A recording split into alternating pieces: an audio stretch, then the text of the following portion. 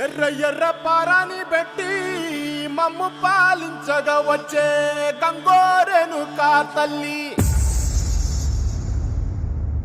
నల్ల నల్ల కాటుగా పెట్టి మమ్ముదయ చూడగా వచ్చే గంగోరెను కా తల్లి, కల్లు కల్లు గజలు కట్టి మమ్ము నడిపించగా వచ్చే గంగోరెను కా తల్లి.